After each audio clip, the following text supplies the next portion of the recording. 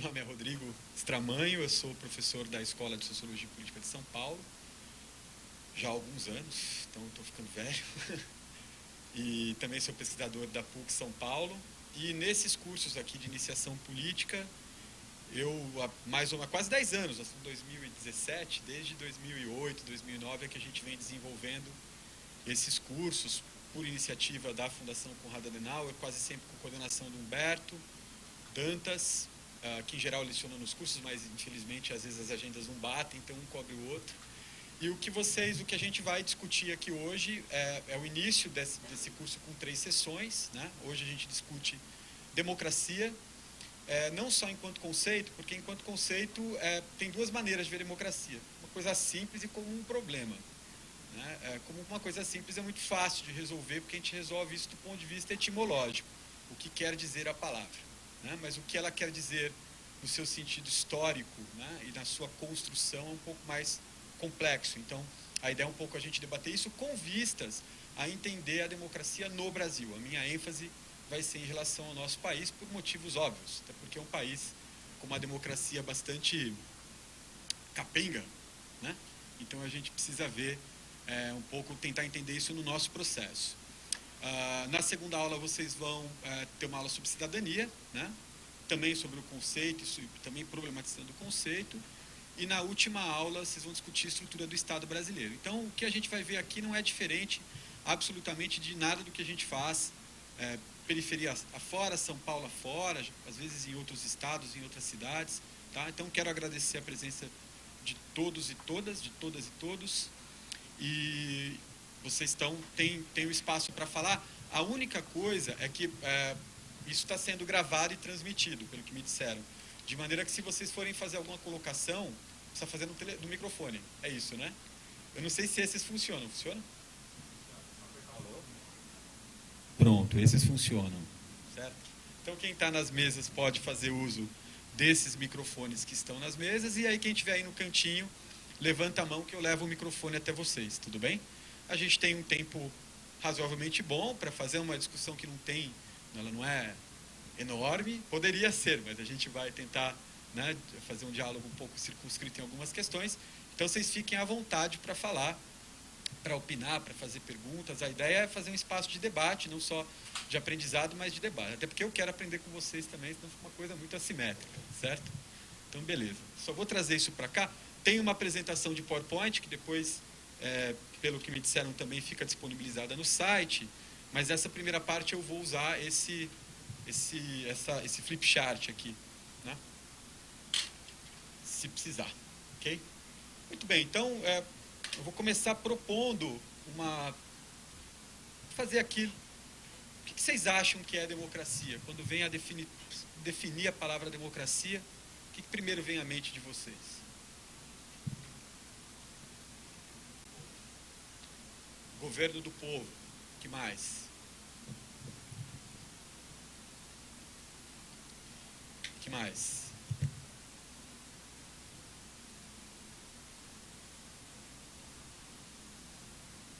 Acho que vem também algo consensual mais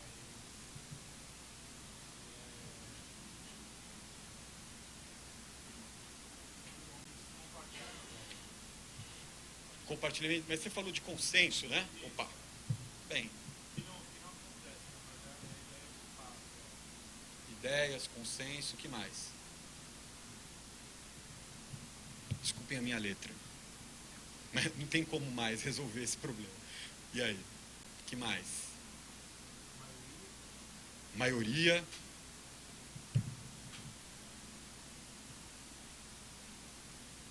Interessante essa ideia de consenso, como você diz. Parece que chama... Como é que é teu nome? Desculpa. Otávio.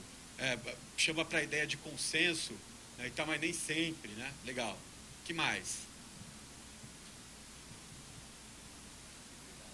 Liberdade.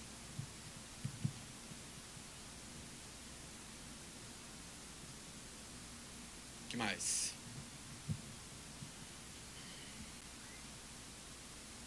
Vamos lá, tá? Essa lista tá pequena ainda para democracia, que essa palavra tão... Hã? Claro que você pode.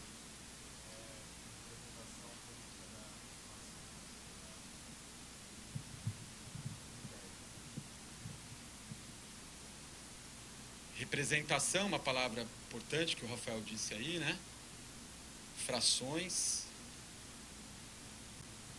O que mais? Representação, né? Mas vamos colocar representação da comunidade. Garantia de direitos.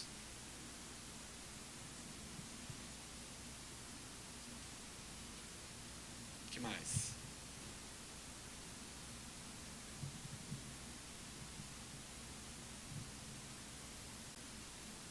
Conquista.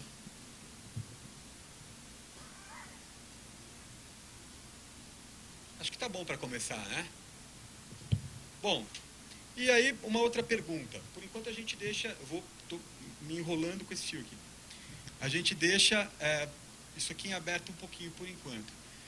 E se eu colocar a seguinte pergunta: a democracia é o melhor regime de governo que há? O que vocês acham?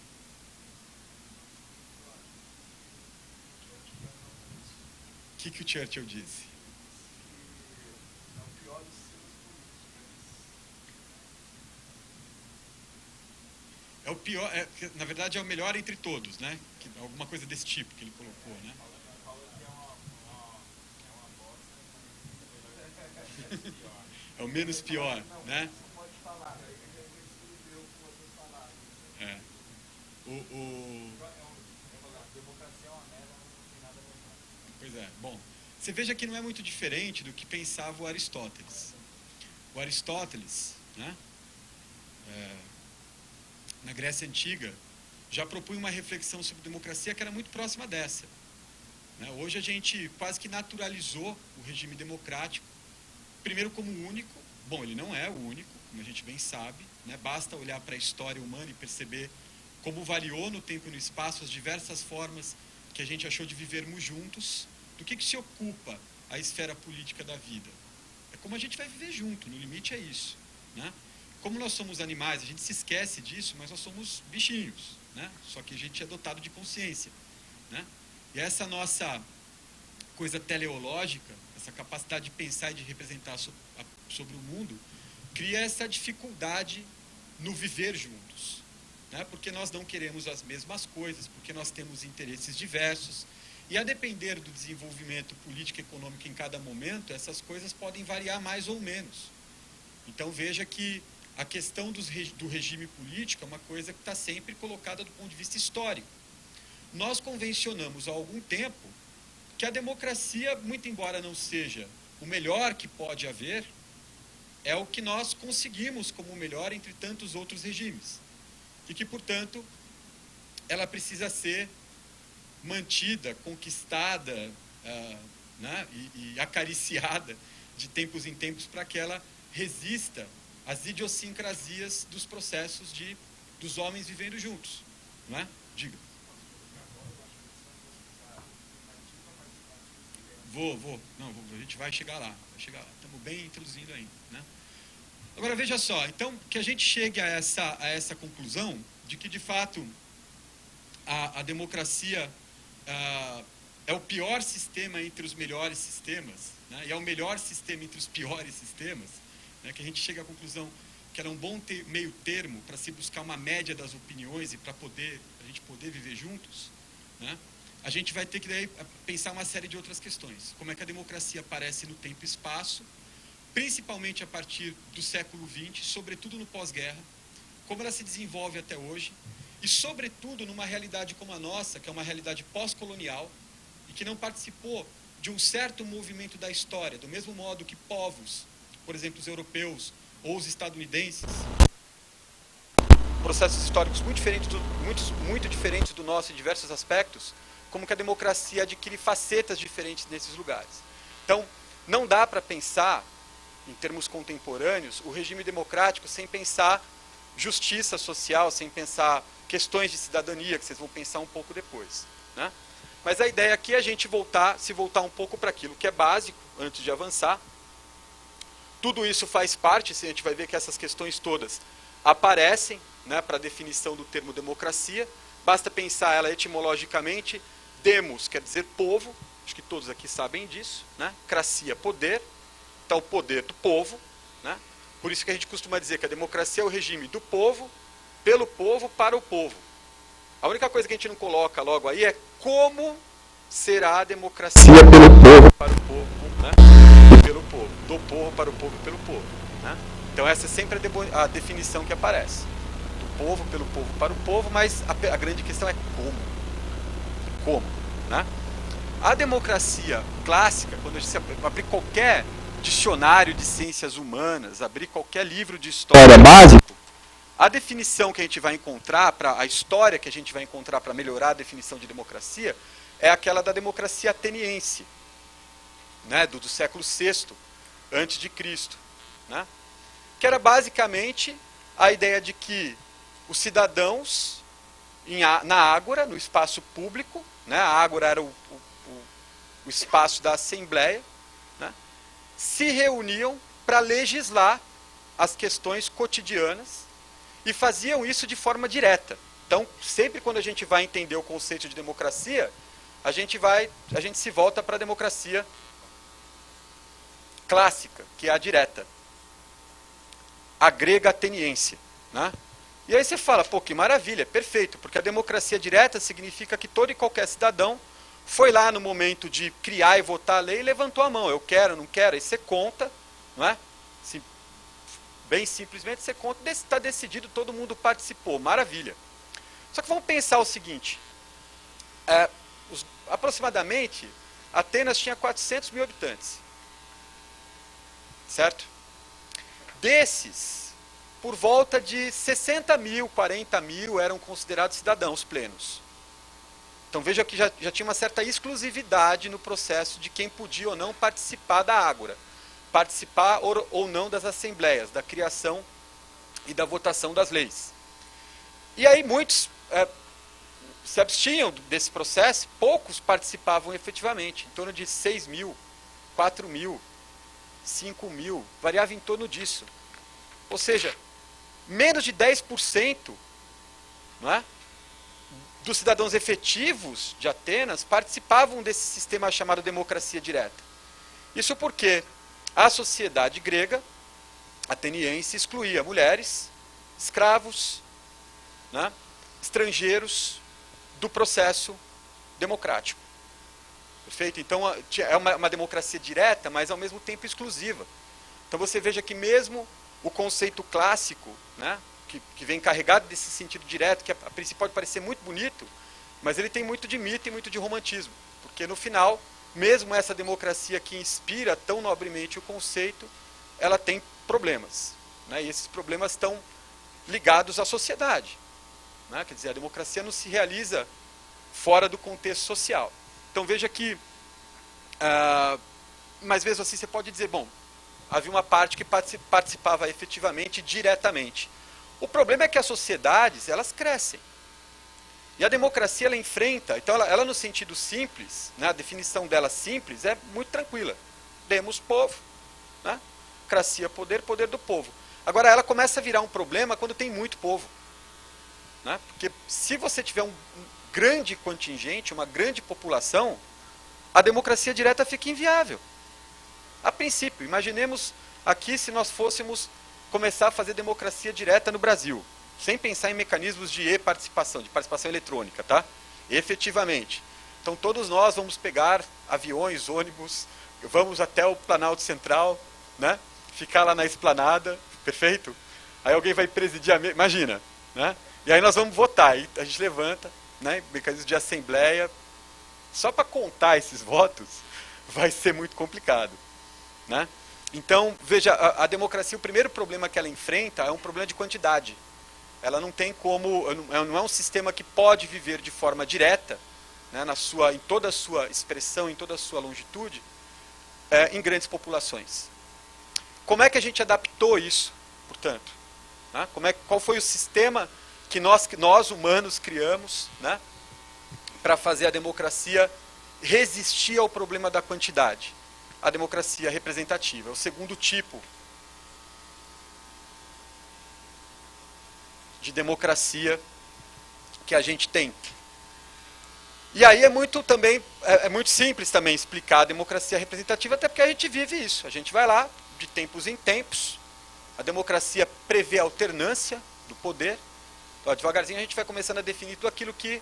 a trazer aqueles elementos que definem democracia. A alternância é uma delas. Então, se tem alternância, de tempos em tempos você convoca os cidadãos para que eles se apresentem, pode ser obrigatoriamente, pode não ser obrigatoriamente, a depender de cada Estado-nação, e a gente vai lá e vota, elege os representantes, porque nós ouvimos o que eles tinham a dizer, quais eram as suas propostas, então vamos naqueles, teoricamente, que melhor expressam as minhas demandas, os meus sentimentos, e muito bem, eles vão legislar em meu nome, né, com o peso do meu voto, me representando. Legal. Isso é um tanto quanto romântico, logo de saída, porque pensem bem, a própria noção de representação e de eleição não é um sorteio, hein?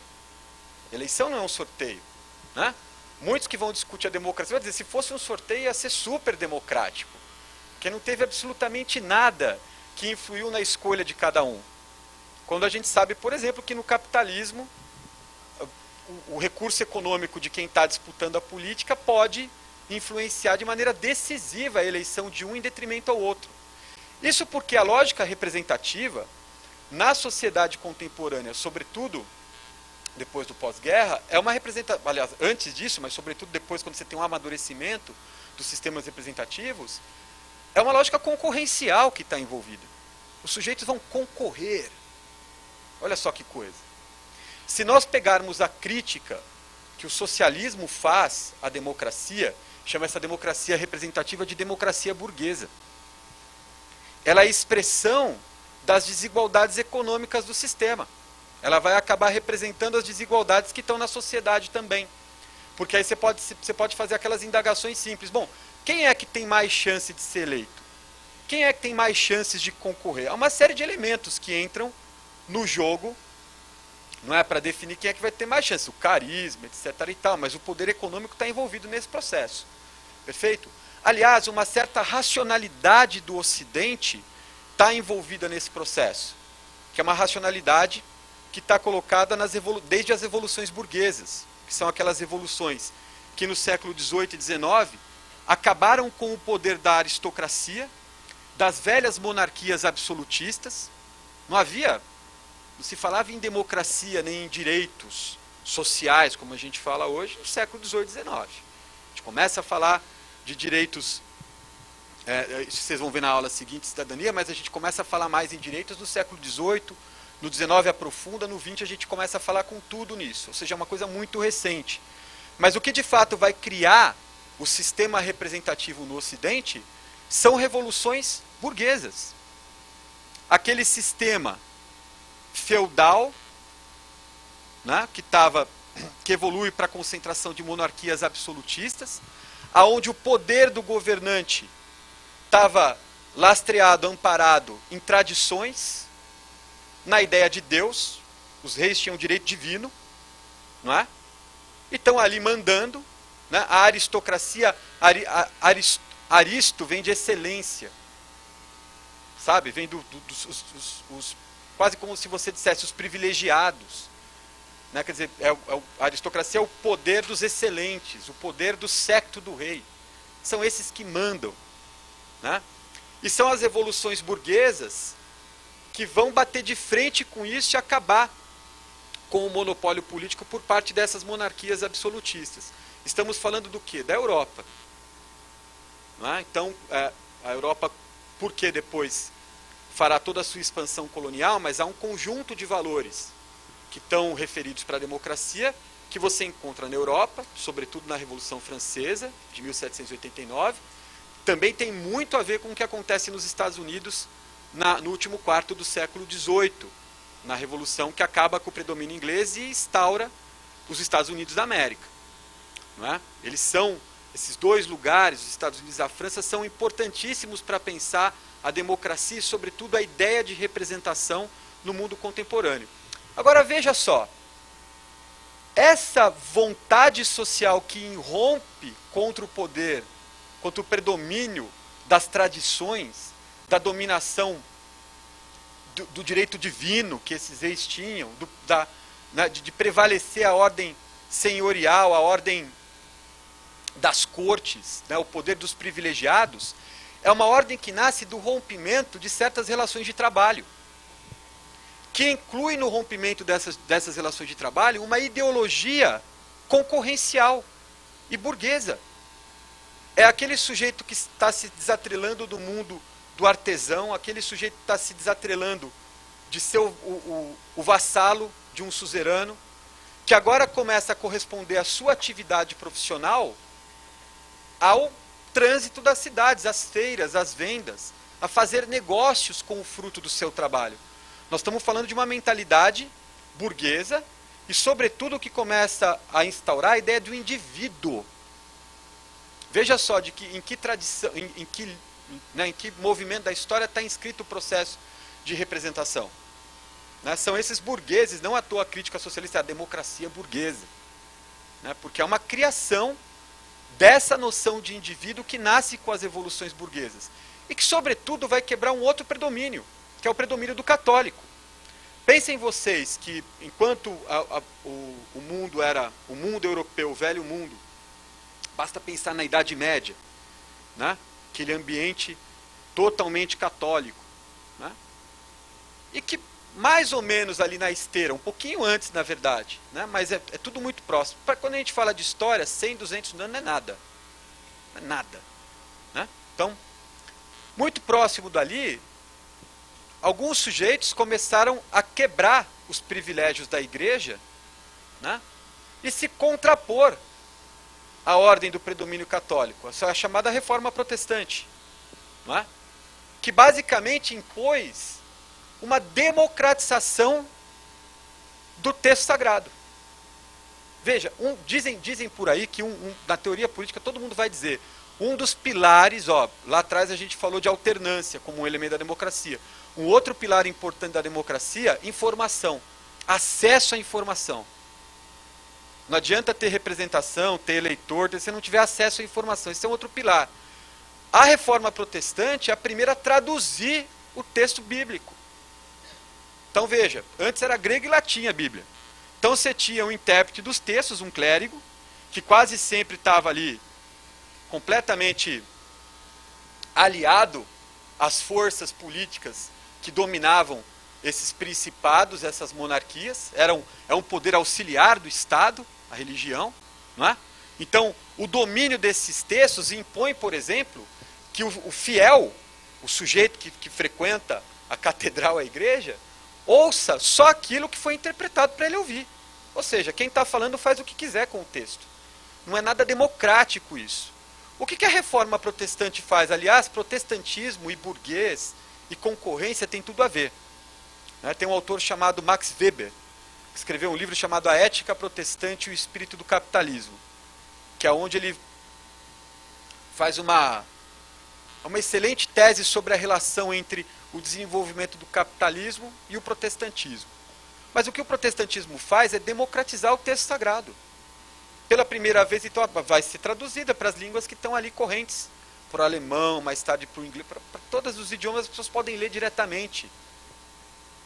Se alfabetizadas, né? Aquelas classes que são médias, não são exatamente, né, o povo ali, mas que antes mesmo esses não tinham acesso a grego, a latim, agora podem ler esses textos e fazer as suas próprias interpretações. Veja então como tem um monte de coisa acontecendo aí para que a gente tenha esta ideia que nós temos hoje de democracia. E que está completamente, né, relacionada a esses valores burgueses, protestantes, né, que fazem irromper as revoluções burguesas. E é nessa noção, veja que a noção de indivíduo tem tudo a ver com esse processo. Para o sujeito ser indivíduo, ele precisa poder ter acesso àquilo que ele vai ler, ele precisa se formar naquele processo. Aliás, a própria pedagogia, né, sai do monopólio da igreja e passa a ser uma coisa usual. Né? Não à toa a prensa que faz o livro, até coisa mais democrática que a prensa, que a própria atividade de impressão é uma coisa muito democrática. E que antes a sociedade não tinha poder sobre isso. E que a partir dessas revoluções passa a ter. Aliás, o livro vira um produto. Veja só, o jornal vira um produto. Então, O que eu estou dizendo para vocês é que na nossa trajetória ocidental, nós somos pós-coloniais, então vamos sofrer todos os influxos desse processo. Né? Não está desatrelado a história da representação moderna do desenvolvimento do capitalismo. Porque ele criou, ele imbui essa ideologia concorrencial, não é? Essa lógica do indivíduo, da disputa, do fazer, do mérito, de uma série de outras coisas. Que talvez para a nossa formação, a gente precise pensar isso de um outro modo, é o que eu vou propor para a gente fazer daqui a pouquinho. Tá? Mas de todo modo, não dá para desatrelar a ideia de democracia dessas questões. Lembrando sempre que talvez o acesso à informação seja uma das coisas mais importantes do ponto de vista da democracia, até porque os contrapesos aos poderes que existem na democracia estão sempre ligados à informação, por exemplo, à imprensa. Quando se fala de qualquer índice de desenvolvimento da democracia em qualquer país, vai se levar em consideração esse pilar. Tem imprensa livre? Não, não tem imprensa livre, então não tem democracia. Certo? Então essas questões são super importantes, de serem levadas em consideração. Muito bem.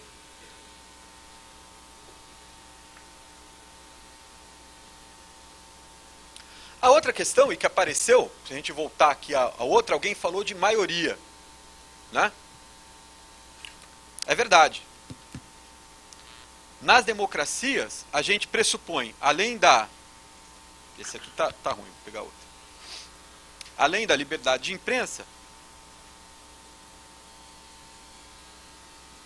e alguém falou dessa palavra lá, liberdade, né? E se você quiser de opinião, né? Vamos colocar aqui.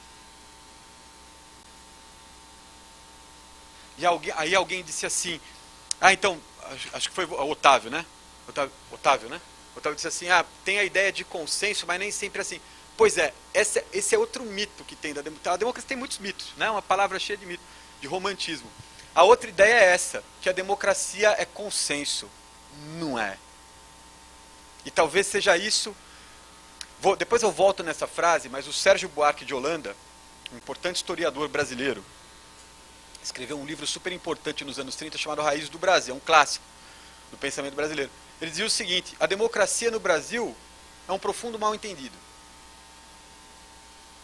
Eu não sei exatamente, isso me leva a pensar em muita coisa, mas uma das coisas que eu penso quando eu lembro dessa frase do Sérgio Buarque, é de que talvez nós sempre queiramos isso da democracia, que ela seja um espaço de consenso. Não é. A democracia é de senso puro. Não tem como. Porque se tem liberdade de expressão, se tem alternância, as pessoas vão e tem concorrência, vai ter disputa. Então você vai achar, vamos dizer assim, ciclos consensuais. A democracia tem ciclos de consenso, mas a essência dela é o debate. Aonde que você tem consenso? Onde você tem todo mundo pensando igual? Nas ditaduras. Quer dizer, nem todo mundo está pensando igual, mas não pode. Então parece que está todo mundo pensando igual, mas não está. Né? É na democracia que aparece o debate, o conflito, o consenso. Isso não significa intolerância, essas coisas que a gente tem assistido no nosso país, infelizmente. Violência. A democracia não admite isso, porque ela tem que fundar o Estado de Direito. Mas ela é um espaço de debate. Né? Agora, além disso, a gente falou também da alternância. Né? Da alternância. Mas um outro elemento importante é isso, a ideia da maioria. Não é? De que deve haver, no processo democrático, o alcance da maioria. Né? Quer dizer, se a maior parte dos cidadãos, dos eleitores, assim acham que deve ser, assim será. Não é? Pois é, essa é uma ideia perigosa também. Porque ela é uma ideia que exclui. Você veja só, teve um sujeito no século XIX, final da primeira metade do XIX, chamado Alexis de Tocqueville. Ele era um francês, que tinha visto a Revolução Francesa acontecer e tal, e ele foi um dos primeiros, antes dele, todos os teóricos, a gente olhar desde os gregos até ele, todo mundo que estava pensando democracia, pensava a democracia de um ponto de vista normativo. O que é pensar a democracia de um ponto de vista normativo? Você senta na tua casa com uma folha em branco. É claro que não era assim que eles faziam, mas estou aqui, né, forçando a barra. E fala assim, eu vou escrever aqui o que seria uma democracia perfeita para mim. Certo? Um tipo ideal, uma democracia muito boa, perfeita. Bota lá no papel. Então você está pensando como norma apenas. Né? Apenas do formato mental da democracia. Você não está de fato vendo a história. Né? O Tocqueville não é o primeiro, mas é um dos primeiros na era contemporânea a sair do escritório, ficar pensando o que é a democracia no papel e ir para as ruas. Daquilo que chamava a maior democracia do mundo. Tem gente que fala que até hoje os Estados Unidos é a maior democracia do mundo. No final da aula a gente pode discutir um pouco se é ou não. E ele foi lá perguntar para as pessoas o que é democracia, mais do que isso, observar o processo. Não é? Observar o processo, para ver se de fato ali acontecia a democracia. Ele fala, olha, uma das coisas que ele constatou, todo mundo debatia tudo em praça pública. Os caras faziam um discurso de 2 horas, depois davam uma parte, entravam outro mais 2 horas e falou, bom, alguma coisa acontece ali de muito diferente. Mas talvez a coisa mais importante que ele tenha notado é a ideia de que talvez lá alguma coisa funcione do ponto de vista democrático porque existe uma média das opiniões e que está ligada a uma certa média das classes. Entende? Como se você dissesse assim, a igualdade social é uma coisa importante para que a democracia funcione bem. Porque senão você tem a chance de ter uma ditadura da maioria. Muitos decidem, poucos, às vezes que são os mais excluídos, mesmo participando desse processo, não conseguem valer a sua opinião ou colocar as suas demandas, e eles ficam vencidos. E não estão, portanto, incluídos no pacto democrático. Olha como, aliás, esse é um dos perigos que o Aristóteles dizia lá atrás que a democracia tinha. Né? Que essa turba de eleitores, né? Essa turba do povo, pelo povo, tá muito, isso aí acaba tirando aquilo que é importante. Veja que hoje a gente discute muito a questão das minorias políticas, não é? Que, perceba, não tem a ver só com quantidade. Que nem sempre uma minoria política é uma minoria quantitativa. Mas quando a gente está falando em minoria política, está dizendo o seguinte, neste jogo democrático, as condições de igualdade colocadas, ou aliás, a desigualdade que está envolvida no processo, impede ou impossibilita, não é, que uma parte dos cidadãos participem efetivamente desse jogo, expressando de fato as suas opiniões e elegendo representantes que de fato façam a diferença para ele. Pô, isso é super importante. Pensem isso, por exemplo, num país desigual como o nosso, onde as questões de gênero, as questões étnicas raciais, né, as questões territoriais, né, entrecruzam o processo democrático. Né, e ela não pode deixar de contar. Nós demos uma saída para isso. Fomos pensando nisso anos. Lá fora, aqui, vários teóricos. E a gente viu também que, além do processo majoritário, a democracia também pode funcionar por proporção. Não é?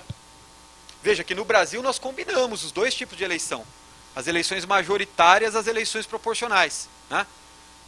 Cargos executivos a gente elege pela maioria, não é? E cargos legislativos a gente elege pela proporção. Não é?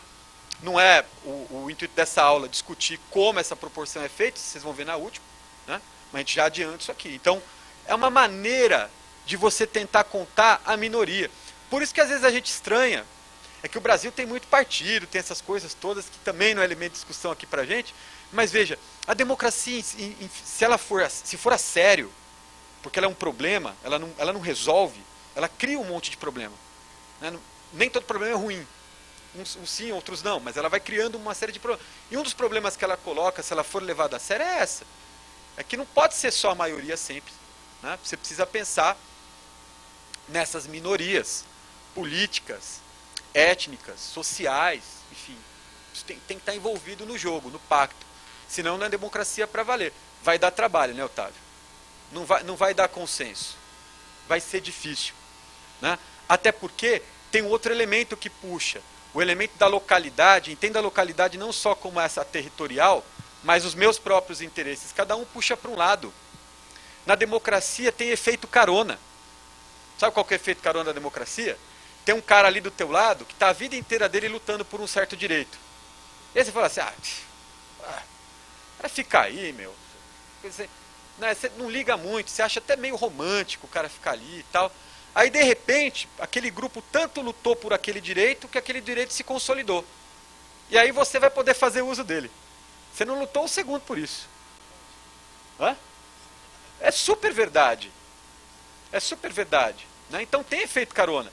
Tem outro efeito também, quando as pessoas se unem junto por um determinado direito e o representante acaba capitalizando aquilo que a sociedade conseguiu conquistar, ele é que pega e transforma aquilo numa... Que bom! Tem esses vários efeitos do jogo democrático, mas veja como é que é a coisa. Né? O efeito carona, a minoria, a maioria, tudo isso está combinado. Vai ser ruidoso. A democracia é ruidosa, não tem jeito. Né? Não tem jeito. Muito bem. Vou tomar uma água.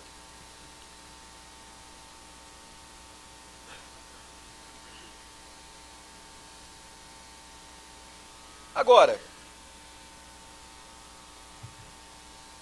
é claro que assim, dentro da democracia também tem uma outra coisa que a gente poderia considerar, que é a questão de um Estado-nação ser soberano, mas sem que a autoridade por essa soberania engula o processo democrático. A própria formulação da divisão dos poderes tem a ver com isso, com ter freios e contrafreios dos poderes, para que nenhum poder prepondere sobre o outro, para que tenha limitações no exercício de cada cargo.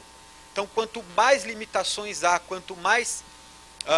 claro, tem que ser efetivo o processo de cada representante, mas quanto mais constrangido, bom sentido, ele tiver, né, pela lógica das instituições, melhor será a democracia. Sobretudo se houver aquilo que é fundamental. Pode ter tudo isso aí. Se não tiver isso que eu vou colocar ali agora, aí a democracia vai pro buraco. Que é a transparência.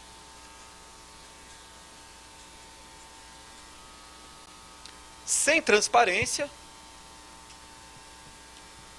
não há democracia efetiva. Nenhuma democracia efetiva, já está dando para perceber, né? Nenhuma democracia. Então o que a gente está tentando fazer aqui é desconstruir o romantismo da democracia. Né? Mas no limite, sem transparência, nenhuma democracia consegue realizar metade das suas tarefas. Porque é por meio da transparência que o cidadão poderá ver se aquilo que os representantes fizeram está de acordo com a promessa que estava na cartilha da campanha. Né? Ou é por meio dessa transparência que você vai poder, inclusive, cobrar, independentemente de ter votado ou não naquele sujeito. Né? A gente costuma dizer que por tudo isso, o que é a democracia, enfim? A democracia é um regime de confiança. Olha só que coisa. A confiança, que nem a moeda. A moeda funciona porque a gente confia na moeda. Tem fidúcia no processo. A democracia é a mesma coisa. Você confia nela. Agora, para confiar nela, você precisa ter tudo isso. Quando há desconfiança da democracia, ela entra em crise. Perfeito? Então aqui nós estamos falando de uma série de elementos que conformam a democracia, que fazem a democracia ser democracia. Eu ainda nem falei da participativa, falei só da representativa. Agora, tem uma série de elementos que colocam a democracia em risco, que são os elementos de desconfiança, porque a democracia só sobrevive com a confiança dos cidadãos. Você quer falar alguma coisa? Tem que apertar aí. Na verdade, a gente sempre pondera algumas coisas com relação a quando a gente compara a democracia aqui e de onde veio, né?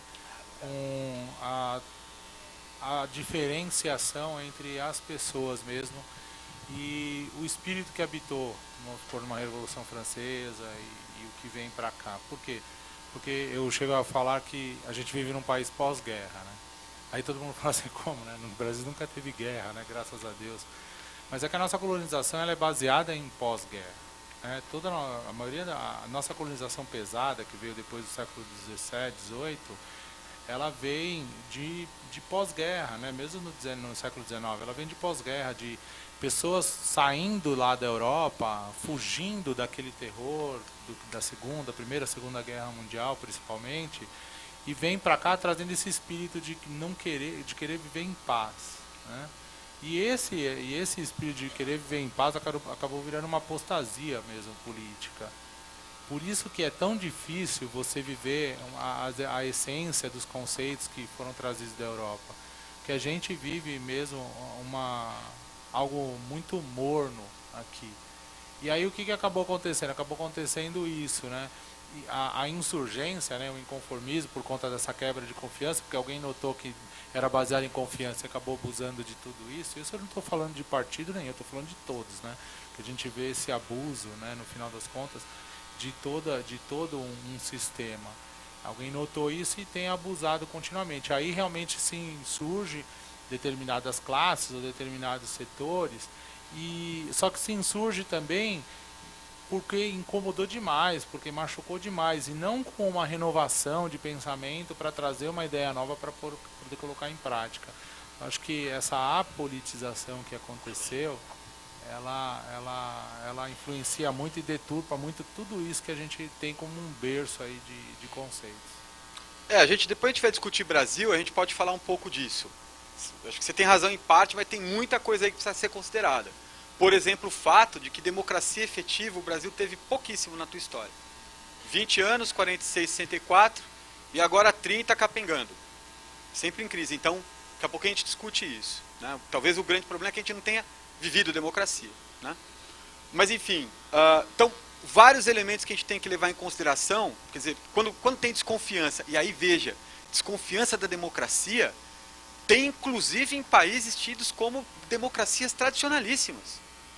Estados Unidos, Europa, aliás, hoje a gente assiste pelo mundo afora uma crise de confiança nas instituições e sobretudo na representação. Primeiro dado que a gente pode levar em consideração como um elemento de desconfiança da democracia: abstenção eleitoral. Aqui ainda é obrigatório, e mesmo assim a gente acompanha, não tem crescido muito, é um crescimento relativo, mas tem abstenção, né? Mas não é mas nada que prejudique o jogo, né? Pois é, mas veja só, em todo caso, você precisaria pegar em proporção ao longo da história, a gente não vai conseguir fazer essa conta aqui certinha. A única coisa é, abstenção quanto maior, representação de crise. Isso acontece aqui, acontece em países, aliás, nos Estados Unidos, toda a luta é para vão votar. Então, abstenção é uma das primeiras coisas que a gente tem que levar em consideração para ver se a democracia está em crise ou não. Pesquisas sobre confiança das instituições políticas. Não sei se vocês já viram algumas sobre Brasil ou São Paulo. É de cair de costa. Como as pessoas desconfiam absolutamente das instituições políticas do Brasil. Aliás, no Brasil há uma preferência por instituições de controle e justiça. Aonde que cresce um pouquinho a confiança das pessoas? Na polícia e no judiciário. Na punição e no controle. Né? Você fala assim, não, mano, Rodrigo, é na justiça. Bom, a justiça no Brasil, ela é justiça para alguns, mas para boa parte da população ela é punição. Né? Se alguém discorda disso, pode discordar à vontade, mas acho que é mais ou menos por aí. Né? Então, veja que essa é a preferência legal. Esse é um dado super importante da cultura política para se levar em consideração se uma democracia vai bem ou vai mal. Né? Se ela tem um nível de abstenção grande, por outro lado, se ela tem essa desconfiança das instituições. A outra, partidos políticos. Porque, horas, o instrumento da disputa, da concorrência eleitoral, da formação dos programas que vão disputar eleições na democracia representativa, são partidos. Que, aliás, eles se desenvolveram, se a gente voltar na história dos partidos, é um pouquinho parecida com a da democracia.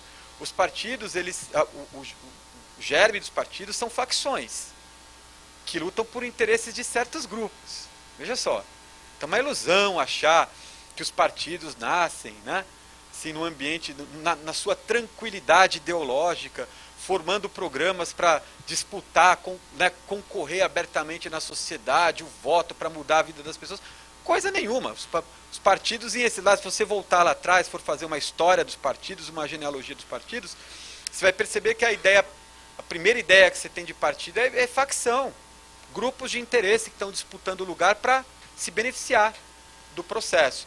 Então, partidos políticos, se eles tiverem programas rarefeitos, baixa participação dos cidadãos nos seus quadros, nas suas fileiras, desconfiança dos partidos, a democracia provavelmente não vai dar passos largos. Ela vai ter essas deficiências. Isso não quer dizer que ela não ocorra. Lembre-se que só a gente lembrar da frase do Rui Barbosa, né? Alguém desse do Churchill, que eu lembrei do Rui Barbosa, né? Que é a pior entre as melhores e a melhor entre os piores. Né? Então, basta lembrar disso, ou seja, não dá para tudo funcionar bem. Mas esses são elementos que a gente tem que levar em consideração para saber se vai mal ou se vai bem. Né? Um jogo democrático. E por final, a crise de representatividade. Eu dei uma paulistanada agora, né? Representatividade. Né? Oi? Eu sou paulistano também. Então veja só, às vezes eu denuncio isso. O que é a crise de representatividade? Você elegeu, você confiou, você olhou tudo certinho, votou, e aí, meu amigo, você está insatisfeito, porque tem uma diferença enorme entre intenção entre o que foi falado e o que foi feito. E aí você começa a desconfiar da representação. Você diz, esse negócio de colocar um cara lá que me representa não funciona.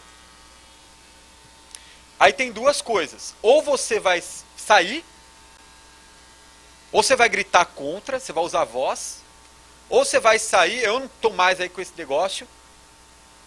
Primeiro voz, depois saída, né? Vai falar, eu não vou mais nesse negócio, eu vou lá, vou votar nulo, não vou justificar meu voto. Ou então eu vou ser leal, vou lá, uma hora vai dar certo esse negócio aí. E pode ser que, né? Sabe? Então, quer dizer, mas quase sempre o resultado não é a lealdade. Até porque se as pessoas não têm esse vínculo direto com as estruturas partidárias, se ele não se sente representado, ele simplesmente fala, bom, esse negócio aí não serve para mim. Né? Então, e aí, claro, se você perde esse contato da sociedade civil, da sociedade em primeiro lugar, que é uma coisa, da sociedade civil, que é outra, com o Estado, fazendo, né, na briga com ele, aí perdeu, aí a democracia perdeu muito. Né? Dado então que agora nós temos que fazer essa discussão, entender, porque veja, as eleições é para ocupar postos do Estado. Feito? Tem a sociedade, tem essa coisa que eu chamei de sociedade civil. Então vamos tentar definir esses três conceitos para poder avançar um pouquinho na discussão. Fala, meu amigo, qual que é teu nome? Meu nome é Jefferson. Fala aí, Jefferson. E no que você estava falando, professor, no sentido da pessoa votar e depois ela abre mão, ou então ela engaja numa luta, ela vai... Uma coisa que a gente vê muito no Brasil é até de se pensar, por que existe boca de urna? Porque vale a pena, independente para A ou para B, muitas pessoas vão às urnas única e exclusivamente, entre aspas, cumprir uma obrigação. Eu sou obrigado a votar, então eu vou lá. E ela não tá nem aí se é partido A ou partido B, ela vai pegar ou alguém que alguém falou, vote em fulano e pronto. Ou então, eu já vi isso não raro, não uma só, 2 ou 3 vezes, pessoas que falam, peguei um papel no chão e votei nele. E isso é muito comum aqui, infelizmente, no Brasil. A questão da política no Brasil, hoje, a gente alcançou um ápice de desconfiança. E, infelizmente, é difícil crer que vai haver uma melhora nisso. Porque isso se transforma num círculo vicioso. As pessoas estão descrentes da política, pessoas votam em qualquer pessoa, candidatos são eleitos com o objetivo de manter este círculo acontecendo, porque para eles é proveitoso, para eles é vantajoso manter-se assim, isso independente de qualquer partido, e as poucas pessoas que se opõem contra isso, elas não conseguem valer, porque, imagina que hoje a gente discute democracia aqui em poucos, e eu que venho de bancos acadêmicos jurídicos, estudante de direito, até mesmo lá, que deveria ser um berço de discussão sobre democracia, o que mais se vê são pessoas, estudantes de direito distante da política. Quando você tenta abrir uma discussão, as pessoas não querem saber, falam isso não vai mudar, isso não tem jeito, e simplesmente se abstêm, simplesmente elas abrem mão disso. Então, acho que hoje a nossa realidade é triste e a prospecção de um futuro não tão brilhante assim. Acho que você tem toda a razão no que você disse. Agora, que tem a ver também com o que o Otávio colocou. Daqui a pouquinho, a gente tenta pensar um pouco como isso é assim. Mais do que por quê, para onde vamos. Porque eu acho que o grande lance é, se a gente percebe como, historicamente, isso se constituiu, a gente tem ferramentas para mudar isso. Pode demorar muito tempo. Mas, né, é uma luta complicada. Mas é isso. Eu acho que fazer isso que a gente está fazendo aqui é mudar a democracia, de alguma maneira. Né? Conversar, você fala o que você está falando, eu tava falando, as pessoas falarem. Você tem razão em muita coisa. Agora, como é assim, a gente vê daqui a pouquinho. Porque vamos dizer, tem raízes dessa cultura política rarefeita, né, despegada da ideologia, enfim. Daqui a pouquinho a gente vê isso. Né? Por isso até que eu adiantei esse tema da democracia lá fora. Diga.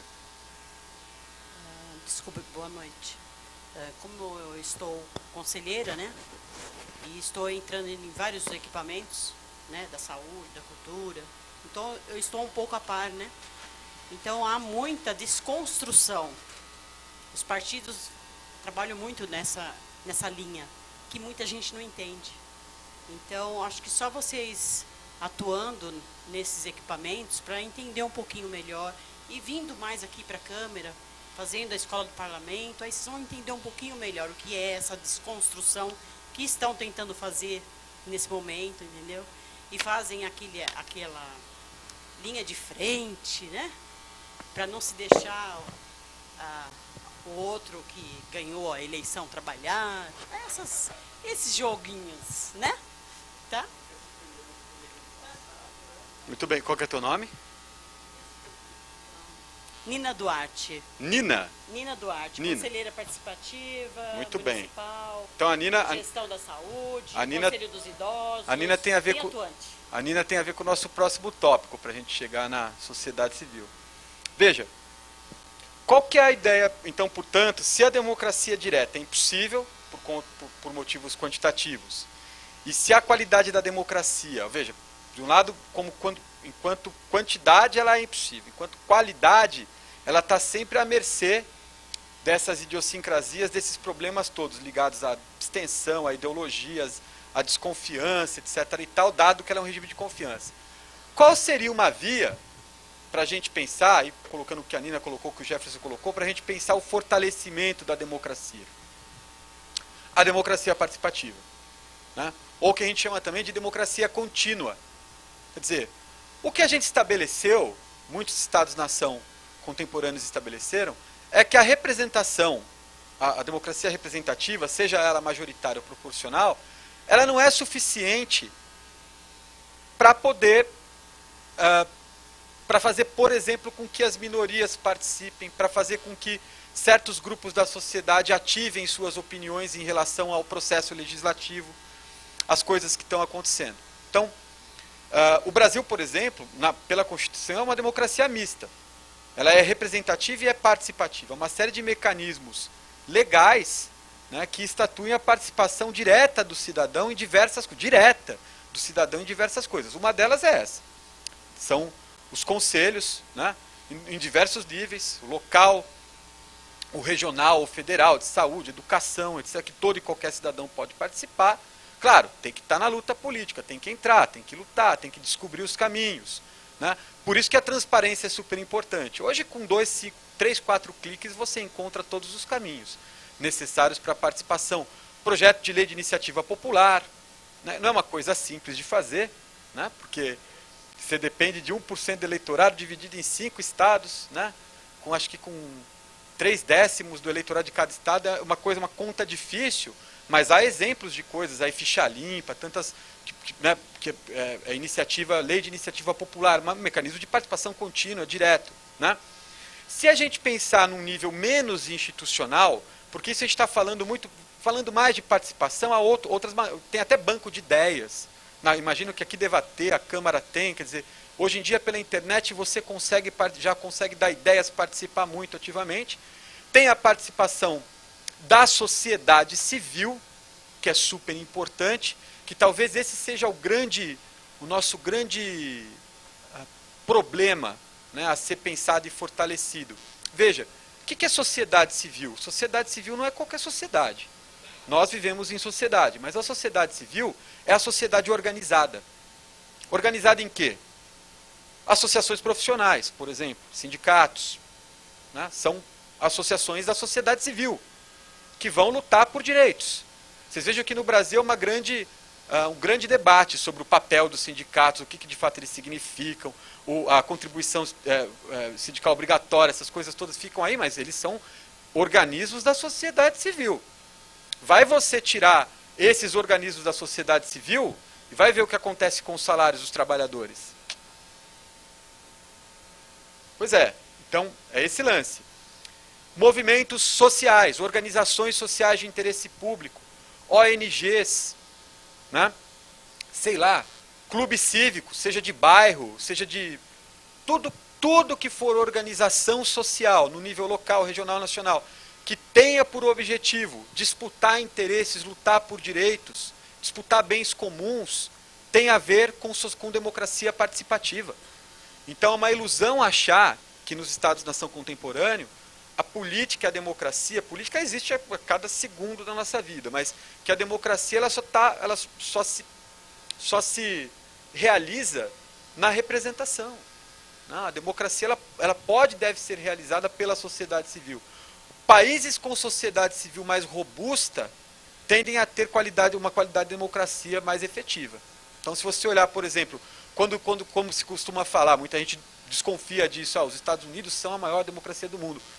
Vá ver o que é a sociedade civil nos Estados Unidos, é um negócio impressionante.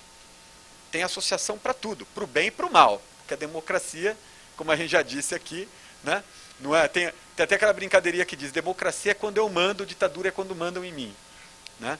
Mas não pode ser assim, democracia é justamente o campo e espaço das disputas. Então, veja que essa disputa tem que ser organizada em algum sentido. Por isso que não é um consenso, o consenso não é dissenso, não é sinônimo de caos.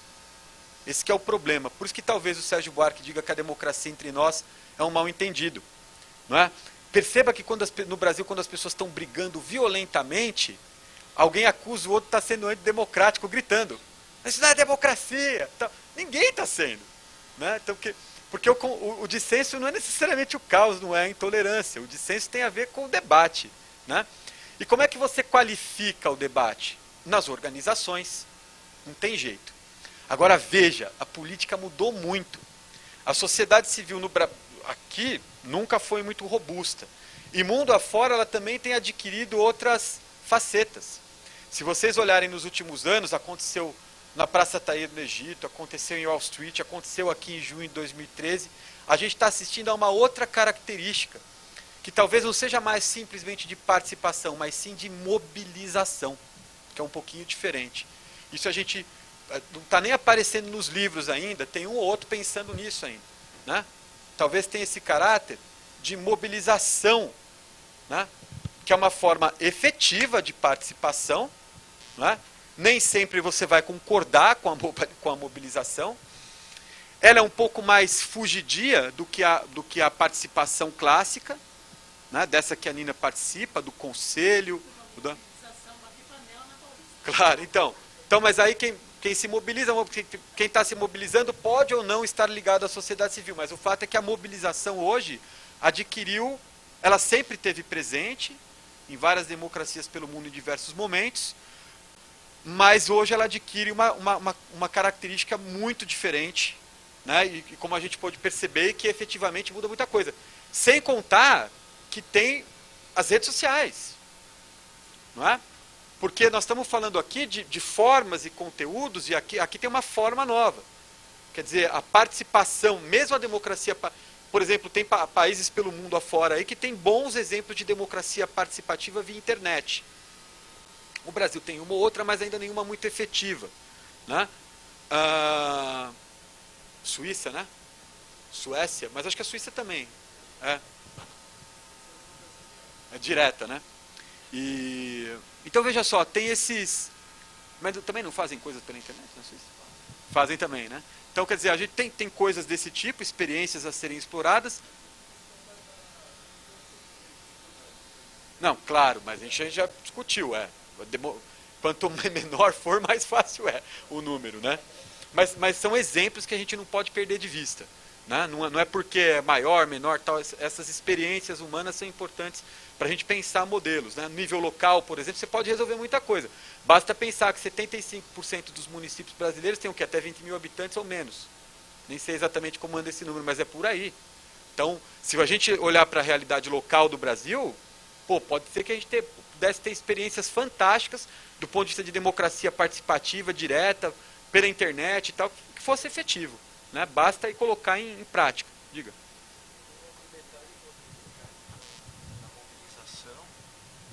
E tem outro detalhe, já entrando na mobilização, que é pensar de que forma que o direito para os países, as nações democráticas, elas se comportam e elas permitem que essa participação já mude para uma mobilização.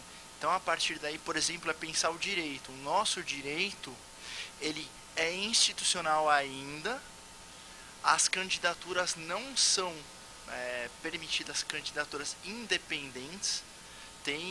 Na Folha de São Paulo saiu ontem um estudo de uma cientista política da Federal de São Carlos, vale a pena conferir aí, que ela cita um estudo que são 20 nações, e o Brasil está entre elas, que ainda permitem esse ingrediente institucional obrigatório de candidatura com filiação partidária. Ou seja, para mobilização, o Brasil ainda não está maduro o suficiente para comportar uma candidatura independente. São 20 nações ainda. Né? E isso também dialoga, a Folha de São Paulo ontem foi rica para sua aula, preparou aí um monte de texto complementar. Tem uma entrevista do o Boaventura de Souza Santos, que fala que normalmente para participação e para a geringonça portuguesa, e aí depois ele fala, né, que o grande problema atual da democracia brasileira, da soberania, é lidar com as maiorias, as crises entre os poderes, e o principal poder que está gerindo, o contramajoritário, ele não é eleito, é o poder judiciário, no caso brasileiro. Então tem essas questões, que é um estamento. Né? Então tem essa questão aí da mobilização. Folha de São Paulo de ontem. Muito legal, é isso aí. Da professora? Ah, você não falou, é verdade. Eu tô com medo de enroscar, e não conseguir desenroscar. Muito bem.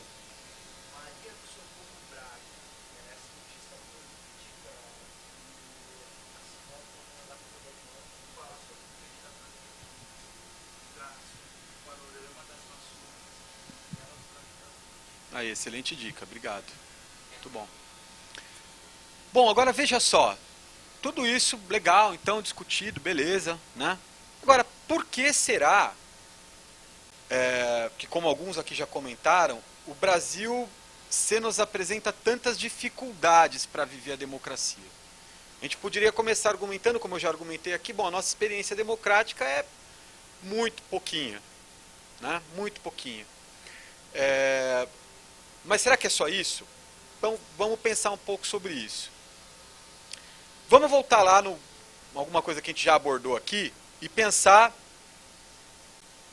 naquela mudança, né, de status do predomínio dos privilégios aristocráticos, monárquicos, para a ordem burguesa concorrencial, né, que fundamenta, né, o desenvolvimento da democracia representativa posterior. E tudo isso acontece entre o século XVIII e XIX. Perfeito? E o XIX vai consolidar esse processo com força, da democracia representativa. Né? Bom, esses países, como vocês sabem aqui, são países que se desenvolveram ao longo de uma trajetória, não sem guerras, não sem muito conflito, mas se desenvolveram num sistema que a gente aprende assim meio bem didático. Ninguém acorda, ninguém vai dormir mercantilista e acorda capitalista, certo? É tudo um processo. Mas basicamente tinha lá feudalismo, monarquias absolutistas, revoluções burguesas, que já está ali no processo do mercantilismo, que leva à quebra desse pacto feudal, leva as revoluções, vão levar ao capitalismo, e junto com isso vem todo o processo que estatui esse sistema representativo, enfim, a noção de direitos humanos, né, liberdade, igualdade, fraternidade, todas essas questões estão colocadas. Beleza, então são valores constituídos do processo de transformação das revoluções burguesas. Vamos então para o nosso país, que é um país pós-colonial, e que, veja só, que é fruto de uma transnavegação que acontece no século XVI, da transnavegação ibérica, né, os portugueses conseguiram fazer aquilo que você vê, o homem foi à Lua, e, bom, tem a Lua que continua lá, né? Os portugueses atravessaram o oceano e criaram um povo novo. Não é nenhuma brincadeira isso. Então é muito mais efetivo o impacto do que foram as transnavegações ibéricas do que o homem ter pisado na Lua. E para mim é. Não vê porque... Oi? Bom, isso é outra coisa. Mas se a gente olhar essa sala aqui, né, e olhar para esse povo maravilhoso, você já vai perceber o que é fruto desse pacto. O lado bom e todas as coisas ruins que a gente acumulou com esse processo. Mas o fato é, esta nação que impulsiona o pacto da transnavegação ibérica e que vai fundar um novo mundo, faz isso motivado por ideais muito diferentes daqueles que moveram a burguesia contra a aristocracia e os privilégios. Aliás, chego a dizer, esse povo que nos fez junto com tantos outros, porque a gente não pode considerar evidentemente a matriz indígena, a matriz afrodescendente, nessa confluência de povos que fizeram o Brasil, entre elas também a europeia e a portuguesa. Esse povo fez isso num momento da sua trajetória que era muito diferente do resto da Europa. Basta você olhar, por exemplo, que século XVI, se olha para o resto da Europa, tirando a Península Ibérica, está todo mundo afundado na peste. Né? É aquela imagem da Idade Média, sabe do Nome da Rosa? Né? Daquele filme que é adaptação do livro do Humberto Eco. Né? Quer dizer, é um mundo fechado, um mundo que ninguém sai de dentro dele, um mundo proibitivo, um mundo da predominância teológica. Não é? É um mundo que está nas sombras. Não é? É uma idade das trevas, né? Obscurantista. Pô, os caras tinham, na mesma época, os caras tinham uma escola, aquela escola de Sagres, pronta para fazer grandes naus, atravessar o oceano. Olha a cabeça como está diferente. Aliás, esse povo já está unido muitos séculos antes. Portugal é um dos primeiros estados-nação da Europa, do século XIII e XIV. Você já tem ali dinastia de Avis, dinastias antiguíssimas fundando Estado. Lex, aprenderam coisas com os romanos, aprenderam coisas com os fenícios, aprenderam coisa com os árabes.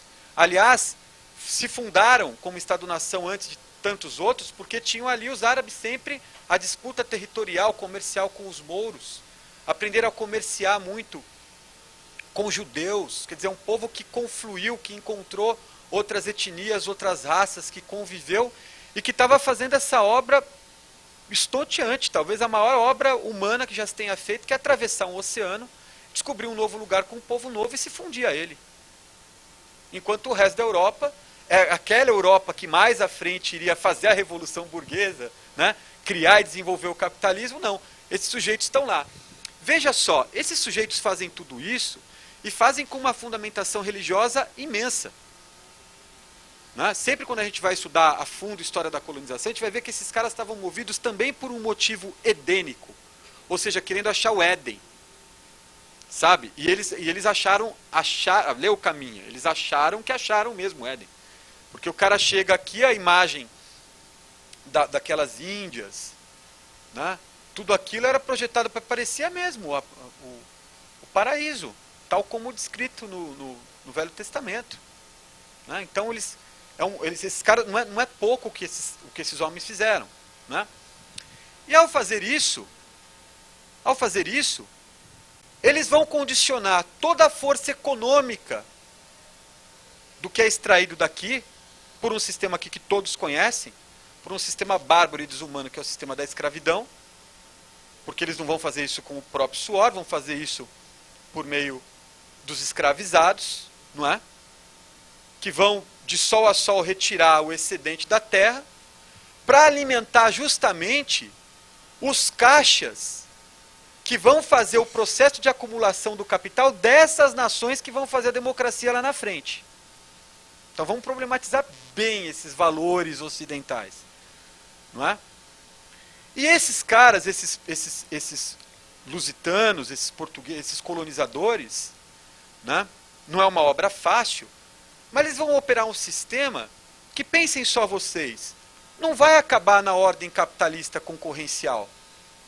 A gente costuma dizer assim, né? Os caras vieram aqui e tiraram todo o ouro do Brasil. Não é? Levaram todo o ouro embora.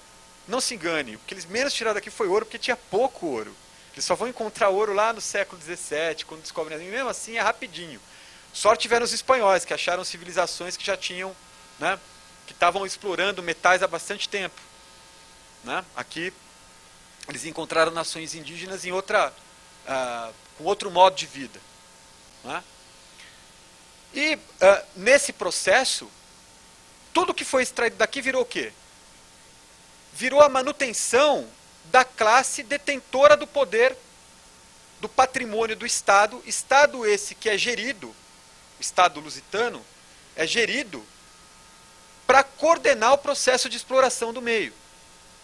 Para que uma rede de privilegiados que participam do Estado, porque eles estão naquela velha tradição absolutista, que eu estou dizendo, Portugal não quebrou com a tradição absolutista. Não sofreu um processo de ruptura da burguesia. Vai fazer isso mais tarde, mas não do mesmo modo como outras nações europeias o fizeram.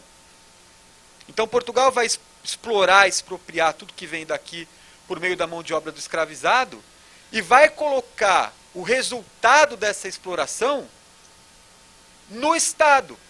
Mas no Estado que vai gerir a exploração. E quem gera a exploração é uma rede do Estado de homens privilegiados que orbitam a corte. É um estamento que a gente fala. Não é uma classe que está concorrendo. Não tem concorrência.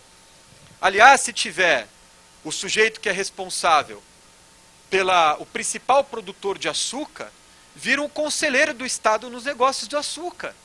Porque ele não pode estar desatado das amarras do Estado.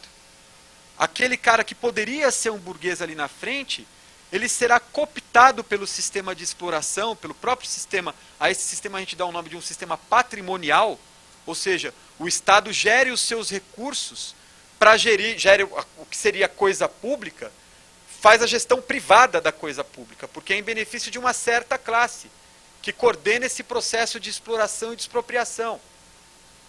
Então veja como essa noção aqui de concorrência de público, porque a democracia é uma coisa da polis, do público, do ambiente público, né? Ela está muito rarefeita nessa situação, na situação que funda o nosso processo social. A ideia básica é de que o Estado, não é, deve gerir todos os recursos para que ele permaneça. Ele tem fim em si mesmo.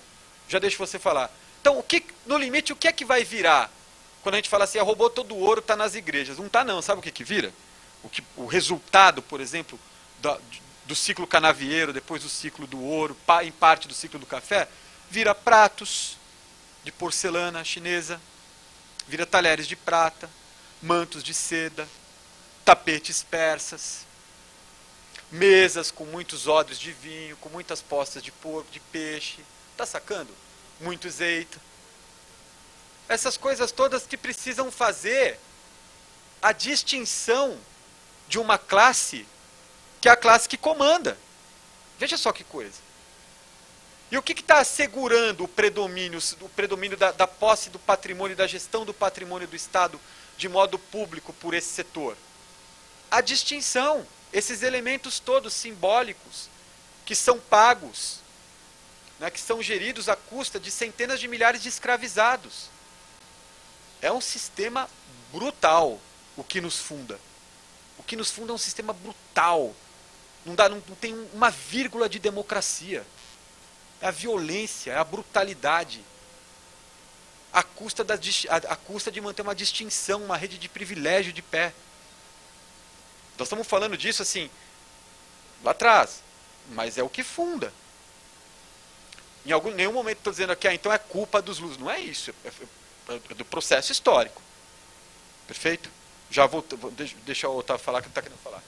Na verdade, assim, a gente diz o seguinte, que Dom João ele foi um estrategista fora do tempo dele, né? Porque ele sai de lá fugindo da dominação napoleônica, consegue trazer tudo para cá, que pensa há 300 anos fazer isso, ele traz tudo para cá, e aí ele simplesmente não pensa em Brasil como terra, ele pensa em Brasil para quê? Porque ele pensa em voltar para Portugal, porque Portugal é a terra-mãe, né? Então ele pensa em se subsidiar, né, se sustentar, para poder voltar e ter autonomia ainda lá, né? Então ele é o que você mesmo disse, quer dizer, não houve, eu entendo que, como eu consigo enxergar, é que não houve nenhuma estratégia de como que eu vou gerir o Brasil. Não, ninguém estava esperando gerir Brasil nenhum, ele estava pensando no retorno para Portugal e tirar daqui o máximo que ele pudesse para voltar por cima para lá e poder, e foi realmente o que aconteceu, né? Eu fui para Portugal esses tempos e a gente diz o seguinte, que Portugal é um país europeu que não parece estar na Europa, né? Ele sempre foi assim mesmo, né? Não, mas hoje é uma... Não digo hoje que é ele o país não que vai melhor da Europa. Não, então, mas é isso que eu quero dizer. Eu digo que ele está na Europa e não parece estar na Europa, porque todo mundo vive em crise, menos Portugal. Parece que ele está fora daquele contexto, já teve também. né? Já teve também. A gente já volta lá no... A gente vai chegar aí nesse ponto. Antes de chegar no ponto do Dom João, né? Só queria completar uma coisa aqui. Agora pense o seguinte, mais importante pensar. Como Portugal estatuiu a sua lógica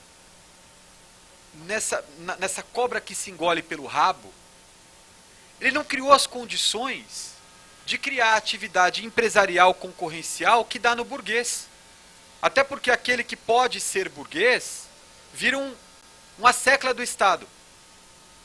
Sabe? O Estado ele entra para o Estado. Então não tem como você ser um baita empresário sem fazer parte da rede. Tudo é privilégio e distinção. Então esse cara não se contrapõe ao Estado, como se contrapôs ao Estado burguês lá, nas evoluções burguesas clássicas. Percebe? Então não tem essa ruptura. Agora os outros países assim o fizeram. Os outros Estados-nação assim o fizeram. E aí veja só como é a história. Porque gradativamente...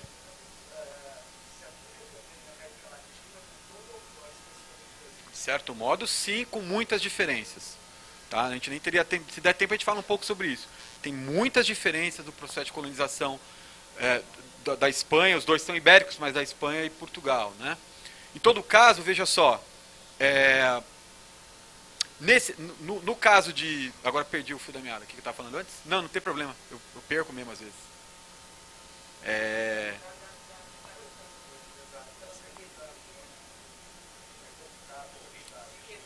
Isso, então, mas veja como é a história. Veja só como é a história. Portugal continua tirando esse dentro da terra. Monocultura de agroexportação. Esse é o nosso ciclo, foi sempre assim. É um, é outro, sem muita diversidade de produção, sem ligar as pessoas à terra, porque não tem subsistência. Aliás, os códigos manuelinos afonsinos, as duras leis portuguesas proíbem todo tipo de atividade, metalurgia, nem pensar, não é? Prensa gráfica, nem pensar, porque tudo isso dá liberdade para o indivíduo. Então olha como o Estado concentra tudo. O Estado tem que ser o criador de tudo. Esse é o fundamento da nossa sociedade, de alguma maneira, do ponto de vista político. Muito bem. Aí, veja só. Continua se produzindo. A mão de obra escravizada, ela continua produzindo até 1888, até o 3 de maio, que é uma medida que não resolveu absolutamente nada. A questão do afrodescendente no Brasil. Mas essas pessoas todas estão produzindo ali, produzindo esse excedente que Portugal não tem máquina para botar. Portugal, obrigatoriamente, não vai ficar com tudo o que é produzido.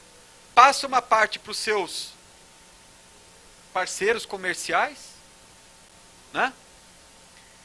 E o pouco que sobra o que vai sobrar desses rendimentos, ele tem que usar para comprar as manufaturas daqueles que já estão produzindo coisas que eles não produzem. No jogo do desenvolvimento, do que vai ser o capitalismo ali na frente, Portugal vai ficando para trás. Por conta dessa sua lógica, não é? Patrimonial. E não vai criar as classes típicas. E vai entrando num beco sem saída. Aí tem então açúcar. Aí a Holanda vem e começa a explorar açúcar no Caribe encontram açúcar de melhor qualidade, como eles usam arado, tá um monte de coisa que Portugal não quer usar, ou se usa, usa com dificuldade, produzem em melhor quantidade, mais rápido, chega mais barato na Europa. Derrubam o preço do açúcar aqui, ferrou. Em diversos momentos, se você for afundar a história, em diversos momentos aparece lá Portugal desesperado, dizendo: por que é que nós estamos com esse país na mão? Por que é que essa colônia dá mais despesa do que efetivamente do lucro, do que a Avit? Em diversos momentos você vê isso acontecer. Então não foi um processo tão simples. Agora perceba, essas muitas nações, que depois vão fundar pactos democráticos, sabe como é que elas fizeram caixa para fazer liberdade, igualdade e fraternidade? Vou ser bem duro com eles agora. Não com eles, porque, né, mas com o processo histórico. Com um processo bastante primitivo de acumular capital.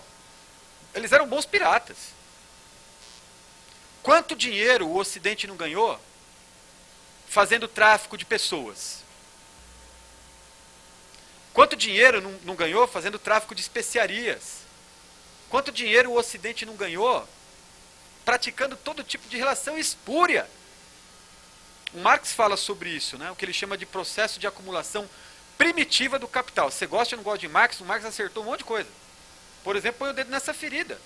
Esse negócio vem aqui, a boca grande dizer o capitalismo, a democracia. O capitalismo é um sistema que se fundou na base da pirataria, acumulando recursos a valer, para fazer valer a sua ideologia meritocrática, concorrencial, essa coisa toda. Então não entra nessa, sem fazer a crítica da história, porque os processos são sempre muito mais complexos. Você pode até fazer o elogio que você quiser ao capitalismo, mas toma cuidado, porque depois você pode ser, né, o capitalismo mais vitimiza do que cria milionários. Então você precisa ficar esperto, porque tem essa coisa no jogo das nações lá no passado. E Portugal foi ficando refém desse processo e não abandonou um momento sequer as suas virtudes patrimoniais. Aliás, foi essa estratégia que garantiu que esse território ficasse unido. Essa supercentralização do Estado explica por que nós somos um gigante numa América Latina toda fracionada. Pense nisso. Então, não é uma obra simples. Veja que não é bom nem ruim, é o que é. Ponto, acabou. Perfeito? Até porque tem como a gente começar a pensar, mudar, voltar atrás, não dá. Né? Então, tem essas coisas que a gente precisa considerar. Ora, nesta lógica, que tipo de cidadão a gente vai criar? Bom, o cidadão pressupõe a ideia, como a gente já viu aqui, a ideia da sociedade civil e do Estado, não é? Sociedade civil e Estado. Aí a gente vai para aquilo que o Otávio estava falando. Muito bem. O Estado que a gente tinha, o Estado é o que primeiro se nos apresenta aqui, 1808. Não é? A vinda da família real ao Brasil. Bom, que sociedade nós temos aqui? Eu vou usar o Darcy Ribeiro. Darcy Ribeiro, importante antropólogo, sociólogo brasileiro, dizia assim: Brasil por muito tempo foi o que fazia o brasileiro? Uma ninguémdade. Ninguémdade. Significa que você não é exatamente, porque você não sabe o que você é. Tem indígena, tem afrodescendentes, tem pessoas de matriz europeia, tem as pessoas vivendo e convivendo aqui, tendo filhos, nascendo esses sujeitos fora de uma lógica civil. O país não é exatamente Brasil porque pertence a Portugal, é colônia, o que é? Outra frase do Sérgio Buarque, de Holanda: nós somos desterrados em nossa terra. Perceba, não existe brasileiro, né? Fala assim, eu sou neto de português, eu sou Nicei, eu sou neto de afrodescendente, eu sou afrodescendente, eu sou... Né? E assim vai indo. Né? Todo mundo faz isso, não faz? Né? Aí, mas brasileiro ninguém é. Aí tem a outra também, pernambucano, paulista, alagoano, brasileiro de... Aí tem jogo de futebol e tal, a gente é. Né? Mas são em alguns raros momentos, porque veja só que coisa, né, que alguns desses nossos ensaístas da formação do Brasil identificam. O povo brasileiro, uma coisa super complicada de definir. Né? E essa autodeterminação brasileira, a gente nem sabe bem que ponto surgiu. Agora, o fato é, esse Estado que chega aqui em 1808 não é fruto do pacto da nação brasileira. Porque, em geral, como é que a teoria explica a coisa? As pessoas se concentram num território, por conta da alteridade, Grosso modo, ou seja, na relação com o outro, tá lá os portugueses, a treta toda com os mouros e tal, a gente precisa ser diferente aqui. Aí você se une e diz, nós não somos eles, não somos eles, não somos eles. Define fronteira, partilha a língua, não é? Tem a ver com território, tem a ver com destino comum.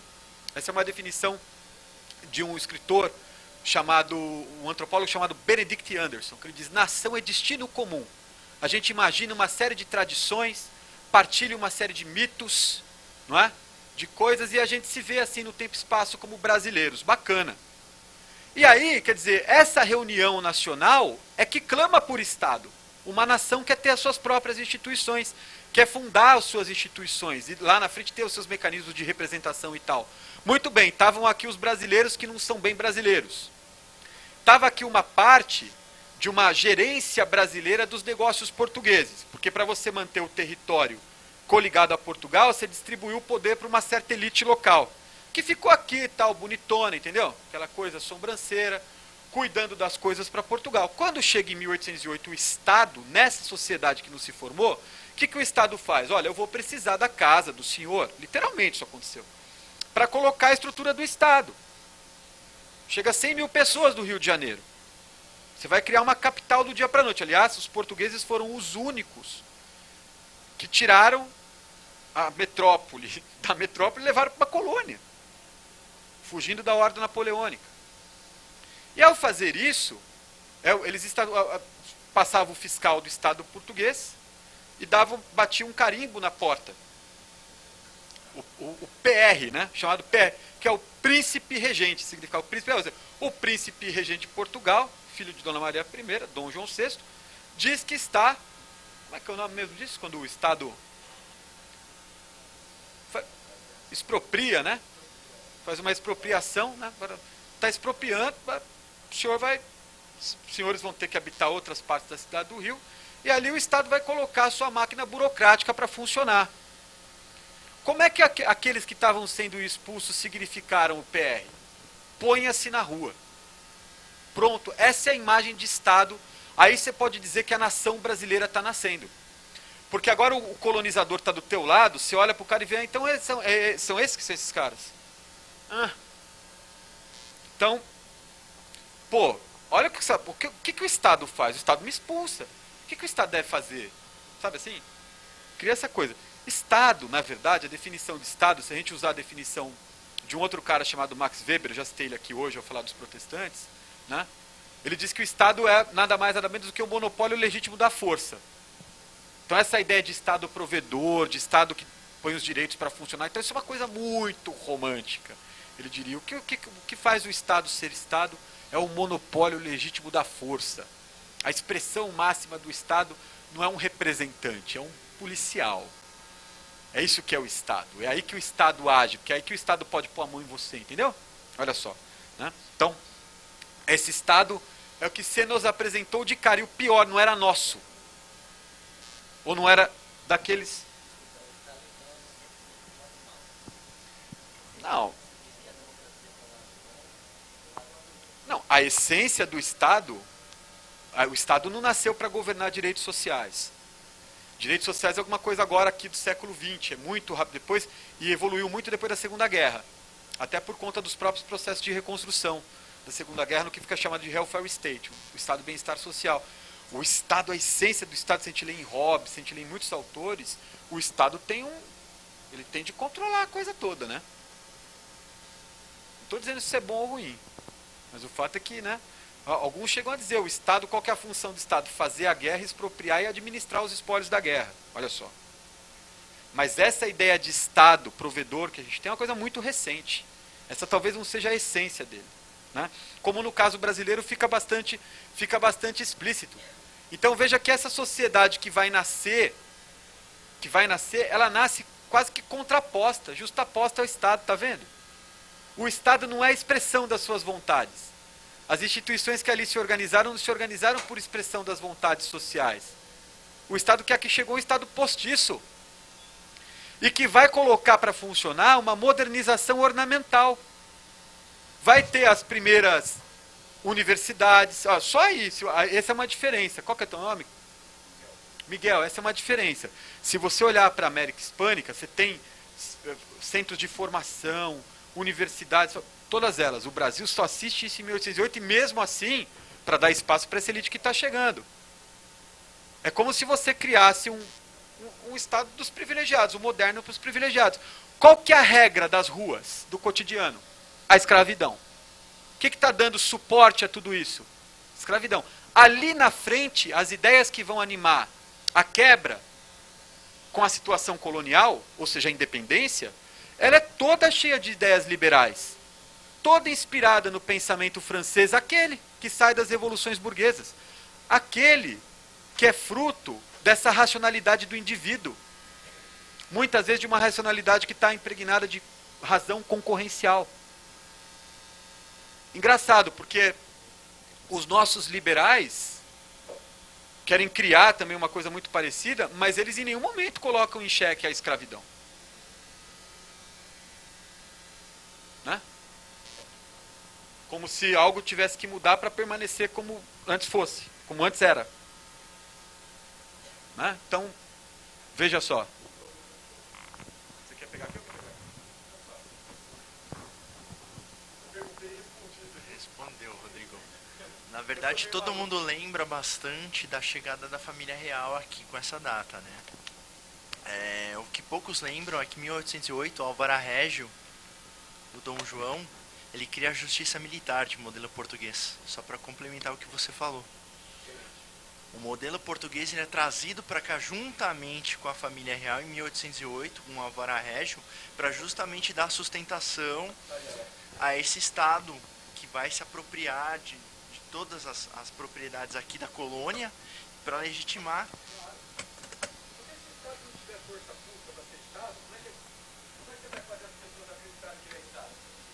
Você vai chegar aqui e falar, então, gente, eu sou o Estado, me respeitem. Não, né?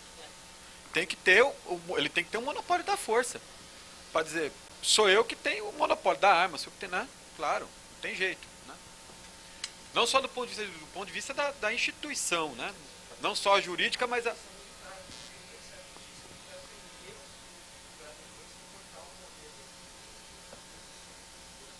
Perfeito. Olha aí, dá uma boa ideia para um trabalho, hein, de fazer as raízes da violência. Né? Já fez? Que ótimo. Muito bem. Então tá, depois tem que partilhar aí com o pessoal. Nós temos mais uma... Então daqui por diante a gente vai continuar tentando entender as raízes da nossa deficiência democrática. A democracia que a gente tem, ela tem que ser... Não é por isso que a gente vai jogar lá fora, hein, gente. Então, só fazer esse aviso aqui, depois a gente vê. Mas vamos fazer 10 minutinhos de parada pra fazer um xixi e tal. Tá bom? A gente já volta então, 10 minutinhos. Vocês já preencheram a primeira parte do questionário? Só o primeiro, o verso não, tá? O Rafa vai pegar. Né? Quem chegou depois, fala com o Rafa que ele passa no deixa ali na ponta da mesa do lado direito. Oi? O senhor não, né? Você. Pô. Na escola de sociologia... Oh, desculpa. Não tem problema. Mil perdões. Não quebrei nada aí não. Né? Na escola de sociologia? É. Você não me é estranho, de onde você é? Eu sou qualquer coisa, tô montado. É, mas você não teve lá em alguma coisa? Já estive. Quer dizer, que é isso? Foi com o Humberto. Me dá aula lá, então? Dou. É que eu tô namorando pra te dar aula. Boa, vai lá. Você vai gostar. Quer fazer posse? Quer fazer posse? Boa, bom curso. O pessoal gosta muito. Dá aula lá? Dou de pensamento político brasileiro. Esse curso. Vai ser um prazer te receber lá. Legal, que bom que tá gostando.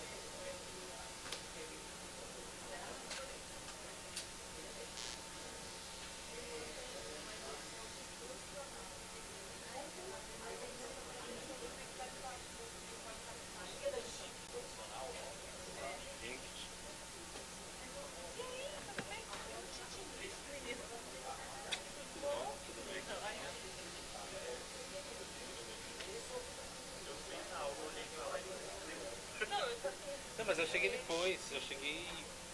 Tava rolando assim já. Mas quando a gente chegou, você já estava ali, não? Eu acho que não. Acho que não. Eu falei, nossa, que coisa pequena.